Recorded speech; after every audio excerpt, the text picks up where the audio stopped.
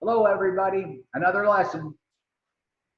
What we're going to learn about today is the metric units of length. So far, when it comes to length, I've taught you the customary units of length. Well, now we're going to learn the metric units of length. This is the way most of the world measures length, and some people in the United States do as well. So we need to become very familiar with it because you will be exposed to it in your lifetime, I guarantee you. So just like with the customary units of length, we dealt with inches, feet, yards, and miles.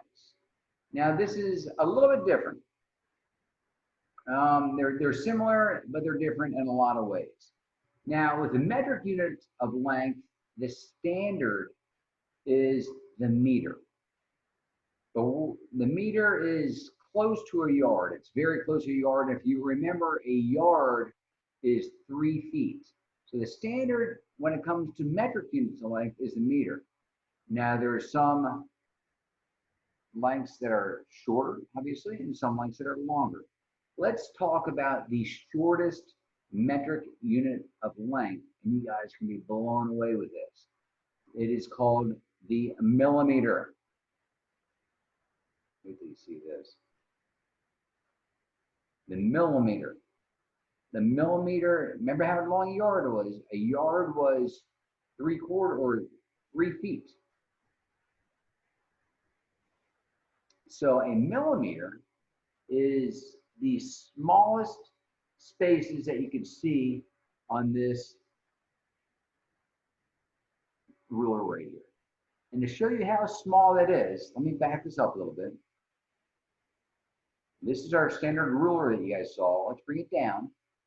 The millimeter, I'm going to bring out my AAA card right here. My AAA card, it's like the size of a credit card. I'm going to turn it sideways like this so that you can just see the thin part. And when I come down here, it's here, a millimeter, say right there, is about as thick as a credit card. Or in this case, about as thick as my AAA card. Teeny. Now, why would we need to know lengths in millimeters? Well, that's for later lessons in life. But now you know what a millimeter is.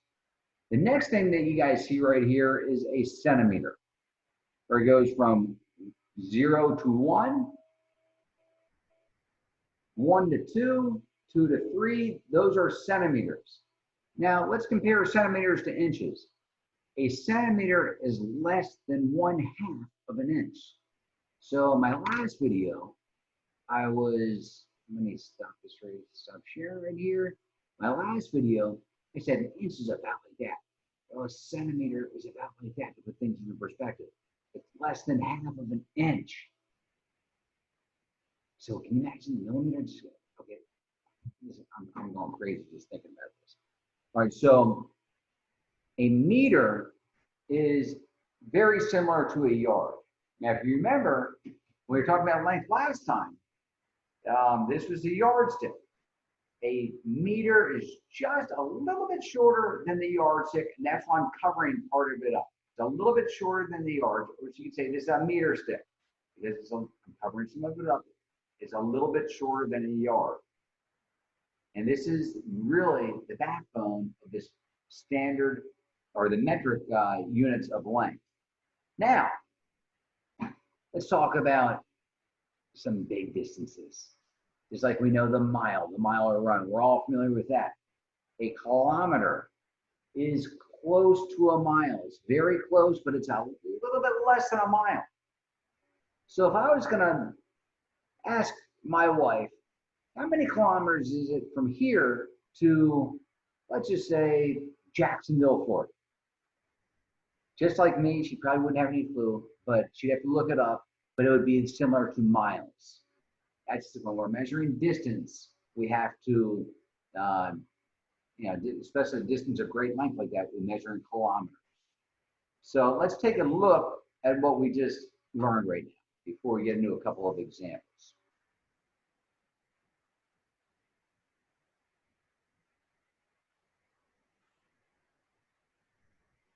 back this up. I have zoomed in for a millimeter. Metric units of length. The millimeter is about as thick as your mom or dad's credit card. In my case, it was about as thick as my AAA membership card. A centimeter, and this is probably where you want to pause things right now, so you could actually write this down. A centimeter is 10 millimeters, which again is just less than half an inch. A centimeter is very, very small. And then a meter is 100 centimeters or 1,000 millimeters. Remember that stick that I just put, there's 1,000 millimeters in that stick that I just showed you. Okay, and then a kilometer is 1,000 meters. So if you put those sticks, 1,000 of those sticks together and ran that distance, you'd be running a kilometer. So millimeters are the smallest, then it goes centimeters, then it goes meters, and then it goes kilometers. Now, there's no difference when we are comparing these units of length to the customary units of length. We always take the larger unit and convert it into a smaller unit. So let's take a look at an example that you guys are going to look at tomorrow. How many kilometers are there in 7 meters? I'm going to say, I'm sorry, how many meters are there in 7 kilometers?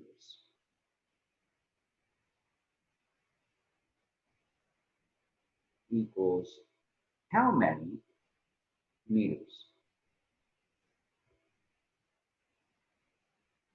Well, when I look at my sheet up here, I see that there are 1,000 meters in 1 kilometer. But I want to know how many meters are in 7 kilometers. So I'm going to go 7 kilometers times, again, 1,000 meters, because we're looking for meters, 1,000 meters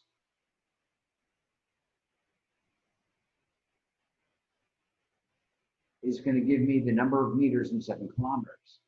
So I know that 7 times 1 is 7.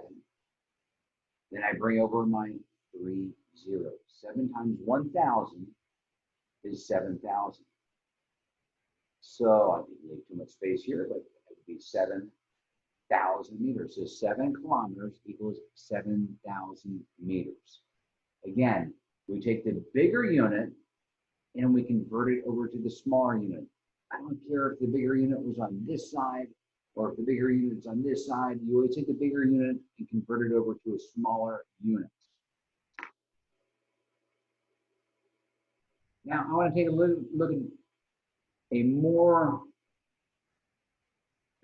look at another question in your book. And again, this is going to help you tomorrow. It's going to be a little bit more challenging of a question, but there's still a lot for you to do. Okay, so let me pause this for a second, and then we'll get started again. All right, we are back. Now, just looking at this lesson, it is a very short lesson, so I'm not going to go through this entire question with you, but I am going to review questions 9 and 10 on page 496. So if you have your book with you right now, turn to page 496, and let's just review this once again as a classroom family. And again, I'm not going to give you the answers, but I'll start you off. So question 9, be precise. The table shows the amount of rainfall students measured for a week. What was the total rainfall for the week in millimeters? Well, when I look over here, well, first of all, it's asking me in millimeters, so I'm going to underline in millimeters. Everything up here, let me slow down, is centimeters, but it's asking me in millimeters. So you're going to have to convert everything in the table here from centimeters to millimeters. And the beautiful part about this, you guys, is that we know that there are 10 millimeters in 1 centimeter. So let's just take a look at Monday. I'm going to go, I see it, the rainfall was 3 centimeters on Monday. If there's 10 millimeters in a centimeter, I'm going to go 3 times 10, which gives me what? It gives me 30 millimeters. How did I get that? For Monday, I went 3 centimeters times 10, this is going to be millimeters, equals 30 millimeters.